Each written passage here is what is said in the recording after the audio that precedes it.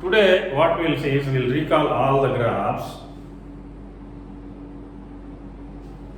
We will recall all the graphs. See, in the previous sessions we saw how to draw the graph systematically. Now we need to remember the graphs actually. Now we will study the easy way to draw the graphs of all 6 trigonometric functions, or easy way to remember the behavior of all 6 trigonometric functions with reference to their domains and ranges. Now here first of all we observe sin inverse x function. Sin inverse x function, it will be there above x axis as well as below x axis.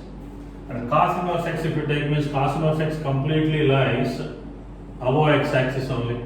So here I will write origin, and here origin, this is x axis and this will be y axis. And here also, here we will get y axis. Okay. And tan inverse x will get in both the directions. So cot inverse x will get only above x axis. And cosecant inverse x will have above and below. Here somewhere origin. And secant inverse x, so we will get completely above the x axis.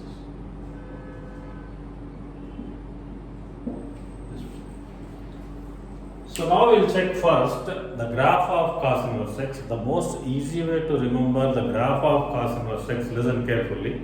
The easy way to remember the graph of cos inverse x is, you just remember the letter fa from Hindi. Fa se fal. Okay, so fa se fal, you try to remember that one. See, so fa means the Hindi letter fa.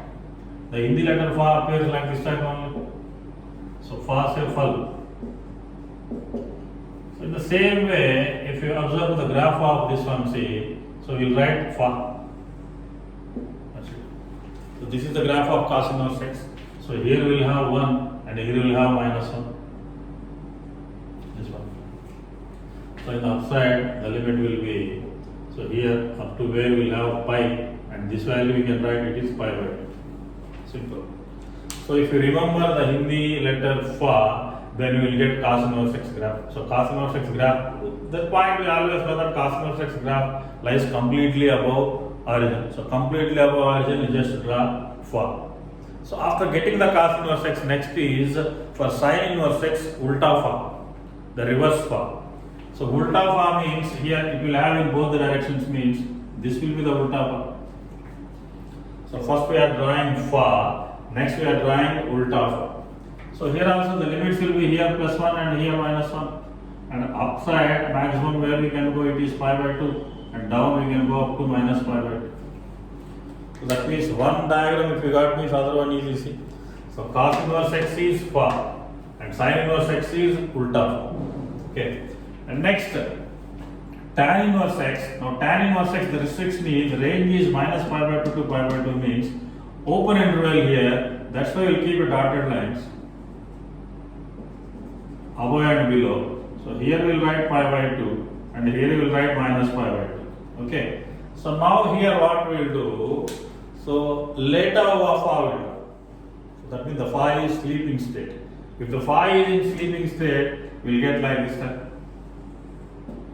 So this is the phi. Okay.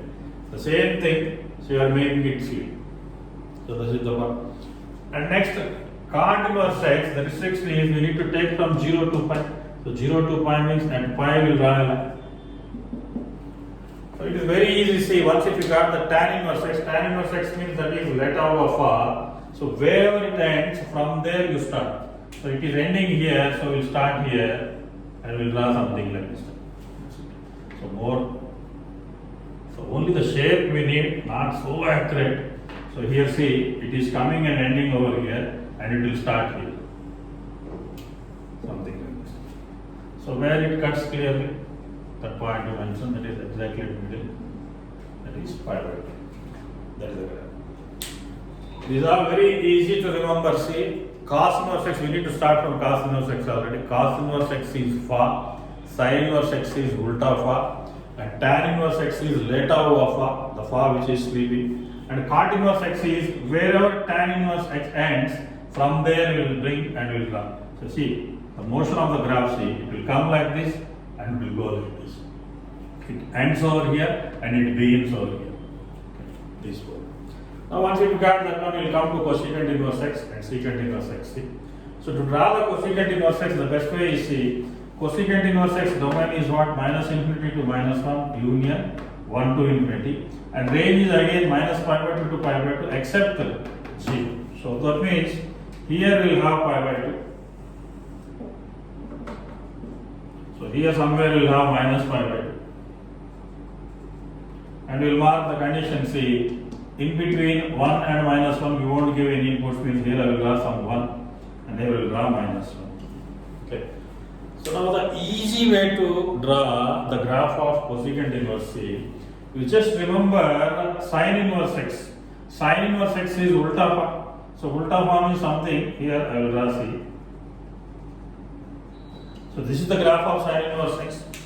Now from sin inverse x, how to draw cosecant inverse x? See, this is the sin inverse x, the red mark dotted line is the sin inverse x. Now wherever this sin inverse x graph is cutting this pi by 2.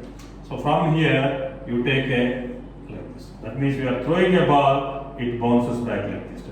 Now here sin inverse x is touching here, from this you take upward direction. So this is the graph. So simply sin inverse x ulta fa.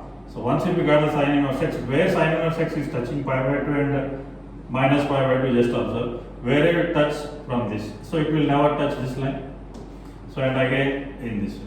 So that means from here to here and from here to here. It will never touch this line because the range does not contain 0. So based upon this, now we can easily guess secant inverse x. Secant inverse x, if you want, means we need cos inverse x graph, and for this also the restrictions are what? So in between 0 to pi, so in between 0 to pi, we'll draw a line here pi, we'll keep a line over here at pi. So this is the line at pi. So now pi by 2 not allowed. So I am keeping a dotted line at pi by 2. So range does not contain pi by 2 here.